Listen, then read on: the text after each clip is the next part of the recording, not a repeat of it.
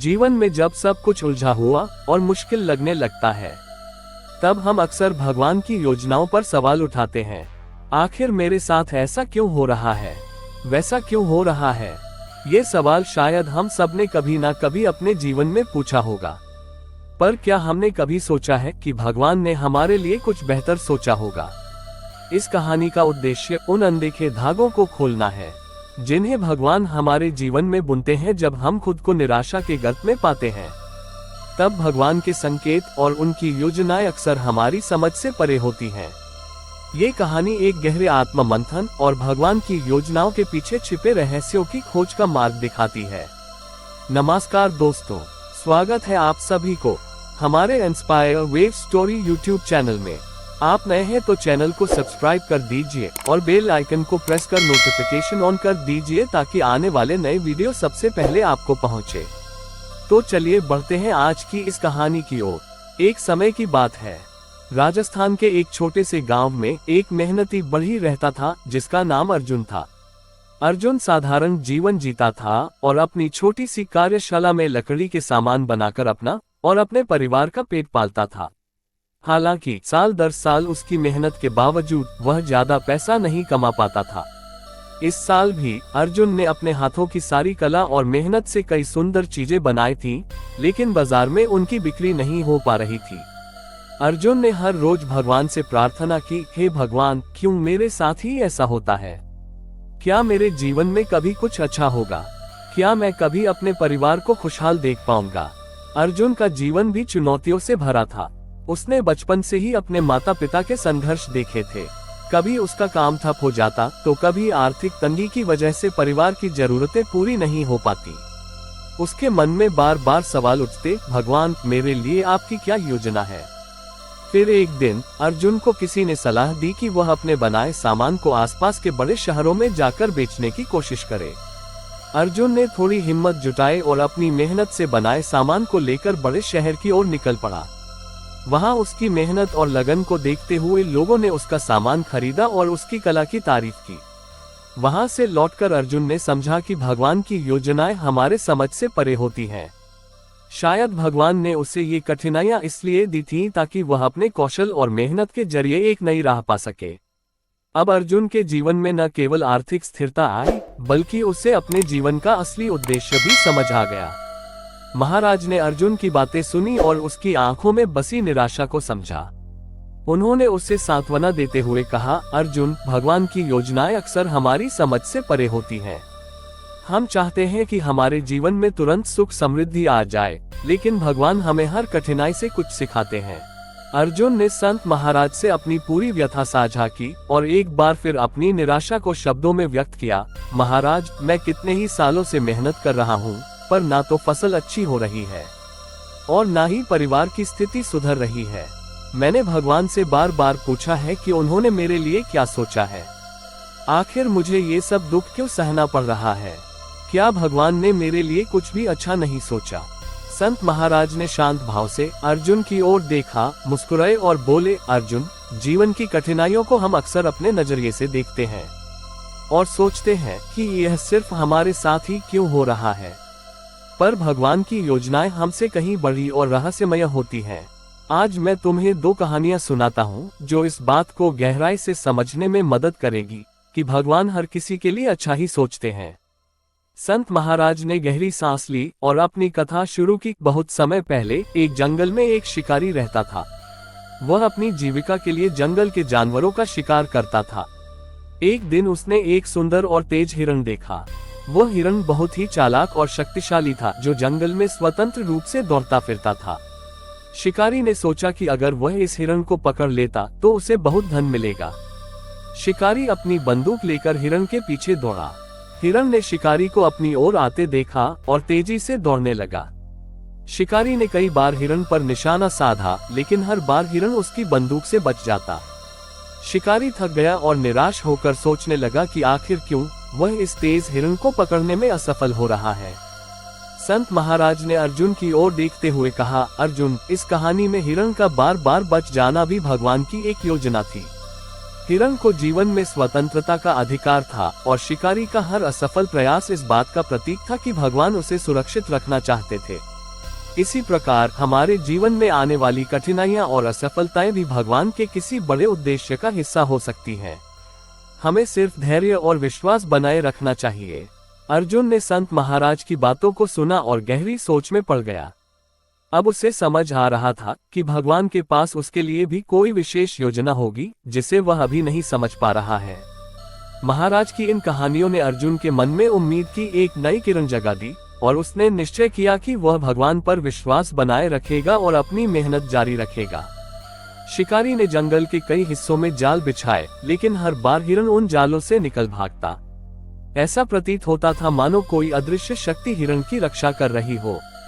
शिकारी हर बार हैरान होता, लेकिन उसने हार नहीं मानी और लगातार हिरण का पीछा करता रहा। आखिर एक दिन ऐसा आया जब हिरण एक जाल में फंस गया। शिकारी खुशी से झूम उठा और दौड़ता हुआ हिरण के पास पहुंचा। जैसे ही उसने अपनी बंदूक उठाई, बंदूक ने काम करना बंद कर दिया। शिकारी ने बार बार उसे चलाने की कोशिश की, लेकिन गोली नहीं चली। ये देख वह असमंजस में पड़ गया। फिर उसने सोचा कि बंदूक के बिना ही वह हिरण को पकड़ लेगा। अपनी गाड़ी से उतरकर वह हिरण की ओर दौड़ा, लेकिन जैसे ही वह करीब पहुंचा, हिरण अचानक किसी तरह जाल से छूट गया और तेजी से भागने लगा। शिकारी ने एक बार फिर उसका पीछा किया और अंधाधुंध दौड़ता रहा। थोड़ी देर बाद हिरण एक गहरे गड्ढे के पास पहुंचकर उसमें गिर गया। शिकारी ने सोचा कि अब उसकी जीत पक्की है। उसने तुरंत जाल निकालकर हिरण पर फेंकने की कोशिश की, तभी जंगल में शेर की गूंजती हुई दहाड़ सुनाई दी। शिकारी के रोंगटे खड़े हो गए। उसने देखा कि एक विशाल शेर उसकी ओर बढ़ रहा है। उसकी धड़कनें तेज हो गईं और उसे समझ आ गया कि अब यदि उसने हिरण को पकड़ने का प्रयास किया तो शेर उसे नहीं छोड़ेगा। संत महाराज ने ये कहानी सुनाते हुए एक लंबा विराम लिया और फिर बोले, वो हिरण भगवान के संरक्षण में था और जब तक भगवान ने चाहा, शिकारी उसे पकड़ नहीं सका। भगवान हर किसी के जीवन की दिशा को नियंत्रित करते हैं, चाहे वह इंसान हो या जानवर। हमें बस उनकी योजना पर विश्वास रखना चाहिए। संत महाराज ने फिर एक और कहानी शुरू की जो अर्जुन को और गहराई से जीवन के रहस्यों को समझाने वाली थी। बहुत समय पहले एक पहाड़ी गांव में एक गरीब लकड़हारा रहता था। वह रोज सुबह उठकर जंगल में लकड़ी काटने जाता था। अपनी मेहनत के बावजूद जीवन में कठिनाइयों का सामना कर रहा था और परिवार को सही ढंग से खाना भी नहीं जुटा पा रहा था। फिर भी वो ईमानदारी और मेहनत से काम करता और भगवान पर विश्वास बनाए रखता था। एक दिन जब वह जंगल में लकड़ी काट रहा था, उसने एक विशाल सांप को देखा जो किसी जाल में फंसा हुआ छटपटा रहा था। लकड़हारा सांप को देखकर डर गया, लेकिन फिर उसने सोचा कि यदि उसने सांप की मदद की तो शायद वह उसे नुकसान नहीं पहुंचाएगा। ये सोचकर वह सांप को मदद करने का विचार किया और वह लकड़हारा सावधानी से सांप के पास गया और जाल को काटकर उसे मुक्त कर दिया। सांप ने अपनी विशाल आंखों से लकड़ी को देखा और बोला, तुमने मेरी जान बचाई है, मैं तुम्हें इसके बदले कुछ देना चाहता हूँ। लकड़हारा सोच में पड़ गया कि सांप आखिर उसे क्या दे सकता है। सांप ने लकड़हारे से कहा, तुम मेरे साथ आओ। लकड़हारा झकते हुए उसके पीछे चल पड़ा। कुछ दूरी पर चलने के बाद सांप ने उसे एक गुफा के पास ले गया। गुफा के अंदर बेशुमार खजाना था। सांप ने कहा, ये तुम्हारे लिए है क्योंकि तुमने मेरी मदद की। लकड़हारा खुश हो गया और उसने जितना हो सके उतना खजाना लिया, लेकिन उसके मन में लालच हो गया और उसने सोचा कि वह पूरा खजाना ले ले। वह जैसे ही उसने और खजाना लेने की कोशिश किया तो गुफा का दरवाजा बंद हो गया और लकड़हारा वहां फंस गया। वह बहुत डर गया और वह समझ नहीं पाया कि क्या करे। सांप ने बाहर से कहा, तुमने अपनी मदद से ज्यादा लोभ किया है।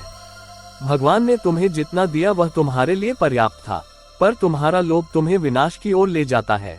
लकड़हारे ने अपनी गलती समझी और भगवान से क्षमा मांगी। कुछ समय में बाद गुफा का दरवाजा खुल गया, लेकिन तब तक लकड़हारे ने ये सीख लिया था कि भगवान जो देते हैं वही हमारे लिए सही होता है। हमें ज्यादा की लालच नहीं करनी चाहिए। संत महाराज ने कहानी समाप्त की और अर्जुन की आंखों में झांकते हुए कहा, अर्जुन, ये कहानी भी तुम्हारे जीवन के लिए एक संदेश है। भगवान तुम्हें जो देते हैं उसमें संतोष करो। हो सकता है तुम्हारे पास अब कम हो, पर भगवान ने तुम्हारे लिए कुछ अच्छा जरूर है। हमें बस उनके समय और योजनाओं का इंतजार करना चाहिए। अर्जुन ने गहरी सांस ली और महसूस किया कि उसकी सारी चिंताएं धीरे धीरे कम हो रही थी। उसने संत महाराज की बातों को दिल से लगाया। उसे अब ये समझ में आ गया कि भगवान हर किसी के लिए अच्छा ही सोचते हैं, भले ही हमें वह आए समझ में ना आए। उसने अब से अपने जीवन में आने वाली हर परिस्थिति को धैर्य और विश्वास के साथ स्वीकार करने का किया। अर्जुन ने संत महाराज की कहानियां सुनने के बाद गहरी सांस ली, पर अर्जुन के मन में अब भी कुछ सवाल थे। उसने थोड़ा झिझकते हुए कहा, महाराज आपकी कहानियां बहुत प्रेरणादायक हैं, लेकिन क्या सचमुच ऐसा होता है? मेरे जीवन में तो कभी ऐसा महसूस नहीं हुआ। मैंने जीवन भर अर्जुन ने अपनी पीड़ा को आवाज देते हुए कहा, महाराज क्या भगवान मेरे दुख को देख रहे हैं? क्या उन्होंने मेरे लिए कोई बेहतर योजना बनाई है? मुझे ऐसा क्यों लगता है कि मैंने बहुत कुछ खो दिया है? संत महाराज ने अर्जुन की ओर देखा और कहा, अर्जुन एक बात समझो, भगवान तुम्हारी हर पीड़ा को देख रहे हैं, वे तुम्हारी मेहनत को भी देख रहे हैं, लेकिन वे जानते हैं कि कब और कैसे तुम्हें तुम्हारी मेहनत का फल देना है। वे हमें परीक्षा लेते हैं ताकि हम और भी मजबूत बने। हर व्यक्ति के जीवन में एक ऐसा मोड़ आता है जब उसे महसूस होता है कि जो हुआ वह उसकी भलाई के लिए हुआ, लेकिन यह मोड़ केवल उन्हीं को दिखाई देता है जो धैर्य और विश्वास रखते हैं। अर्जुन ने धीरे से कहा, महाराज जब मेरे माता पिता ने इस दुनिया को अलविदा कहा तो मैंने भगवान से यही सवाल पूछा था कि आखिर क्यों उन्होंने मुझे अकेला छोड़ दिया। मेरे पास परिवार था, फिर भी मैं इतना अकेला महसूस करता हूँ। गरीबी ने मेरे आत्मविश्वास को चकनाचूर कर दिया। क्या मेरे लिए भी कोई अच्छी योजना हो सकती है? संत महाराज ने शांत स्वर में कहा, अर्जुन हम में से हर व्यक्ति किसी न किसी संघर्ष से गुजरता है। जब भगवान हमें कठिनाइयों से गुजरने देते हैं तो वे हमें केवल उन कठिनाइयों में अकेला छोड़ने के लिए नहीं करते, वे चाहते हैं कि हम उस संघर्ष से कुछ सीखें। तुम्हारे माता पिता का जाना तुम्हारे जीवन में एक बहुत बड़ा आघात था और यह स्वाभाविक है कि तुमने भगवान से सवाल पूछे, परंतु याद रखो अर्जुन, ये समय भी बीत जाएगा। तुमने जीवन में जो कुछ खोया है वह केवल तुम्हारे लिए एक नई शुरुआत का संकेत है। अर्जुन ने भावुक होकर पूछा, महाराज क्या मुझे भगवान से माफी मांगनी चाहिए? मैंने उन्हें बहुत बार दोष दिया है, उन्हें कोसा है। संत महाराज मुस्कुराए और बोले, अर्जुन भगवान के दिल में केवल प्रेम है, उन्हें माफी मांगने की जरूरत नहीं है। वे हमारे दिलों को समझते हैं। जब हम निराश होते हैं, दुखी होते हैं, तब भी वे हमें माफ कर देते हैं। तुम्हारा उन्हें दोष देना एक मानवीय प्रतिक्रिया है और भगवान उसे समझते हैं। लेकिन अब जब तुम्हें एहसास हो गया है तो भगवान से अपने दिल की बात करो। उन्हें बताओ कि तुमने जो सीखा है उसे अब अपनाना चाहते हो। अर्जुन ने संत महाराज की बातें सुनी और खुद को शांत किया। उसने महसूस किया कि उसका संघर्ष केवल उसकी परीक्षा था और भगवान ने उसके लिए भी कुछ अच्छा सोच रखा है। उसने संत महाराज से कहा, महाराज आपकी कहानियां और आपकी बातें मेरे दिल को छू गई हैं। अब मैं समझता हूँ कि मेरे जीवन में जो कुछ भी हुआ है वह भगवान की योजना का हिस्सा है। मुझे धैर्य और विश्वास रखना होगा। संत महाराज मुस्कुराते हुए बोले, अर्जुन ये तुम्हारी पहली जीत है। जब हम भगवान पर भरोसा करना शुरू करते हैं तो जीवन में सब कुछ धीरे धीरे बदल जाता है। अब तुम ये जान लो कि भगवान तुम्हारे हर कदम पर तुम्हारे साथ है। तुम जो भी करते हो उसमें उनका आशीर्वाद है, परंतु याद रखो तुम्हें अपनी मेहनत कभी नहीं छोड़नी है। तुम्हें अपने प्रयासों से भगवान का मार्ग देखना है। अर्जुन ने संत महाराज के चरणों में झुकते हुए कहा, महाराज आपने मेरी आंखें खोल दी हैं। अब मैं अपने जीवन को एक नई दृष्टि से देखूंगा। भगवान की योजनाएं मेरी समझ से परे हैं, लेकिन अब मैं विश्वास रखूंगा कि जो भी हो रहा है वह मेरे लिए सही होगा। संत महाराज ने आशीर्वाद देते हुए कहा, अर्जुन भगवान ने तुम्हारे लिए कुछ अच्छा सोच रखा है, बस धैर्य और विश्वास रखो। हर कठिनाई के बाद सफलता तुम्हारी होगी। अर्जुन ने संत महाराज को धन्यवाद कहा और एक नई ऊर्जा के साथ अपने जीवन को जीने का संकल्प लिया। अब वह जानता था कि भगवान उसके लिए भी कुछ अच्छा सोच रहे हैं और जब सही समय आएगा वह उसे वही देंगे जो उसके लिए सबसे अच्छा होगा। अर्जुन की कहानी हमें ये सिखाती है कि जीवन में चाहे जितनी भी कठिनाइयां आए, हमें भगवान पर विश्वास नहीं छोड़ना चाहिए। भगवान ने हर किसी के लिए कुछ अच्छा सोच रखा है, बस हमें धैर्य, विश्वास और मेहनत से अपने रास्ते पर चलते रहना चाहिए। जब सही समय आएगा भगवान हमें वही देंगे जो हमारे लिए सही और उचित है। इस कहानी का निष्कर्ष यही है कि जीवन में कठिनाइयां और संघर्ष हमारे आत्मविकास के लिए जरूरी होते हैं।